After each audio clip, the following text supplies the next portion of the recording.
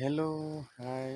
অকল ৰাতিপুৱা ভিডিঅ'টো জনাইছোঁ আমাৰ ৰাইজে তামিলনাডুৰ আমাৰ ৰুমৰ চাই ল ৰাতিপুৱা নজৰা। সেইটো আমাৰ ৰুমৰ ওচৰত আছে কিবা জলকীয়া গছ ফুল ফুলি আছে পুৰা। সেয়ালৈ আহিলে মানে অমিতা গছ এই অমিতা লাগি আছে।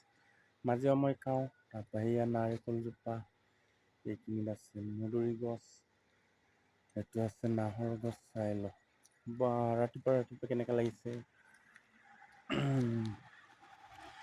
চবেই মানে বুজি পাইছে পোৱা নাই।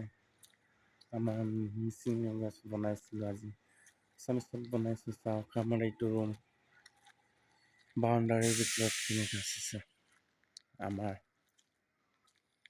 এইটো ৱালখন ৱাল ইয়াতে পানী আছে ইয়াতে গা ধুব পাৰোঁ আমি। তাৰপৰা বেছি গৰম হ'লে মানে এইটো গছৰ তলত থকা হয় কেলৈ কি এতিয়া এপ্ৰিল মেলৈকে পূৰা গৰম হৈ আছে না তামাম গৰম আছে এপ্ৰিল মে 2-3 মাহটো আৰামছে বহুত গৰম হয় তামিলনাডুতো হ'লেও মানে এনেকুৱা গৰম নহয় এপ্ৰিল মেলৈকে লেকিন এই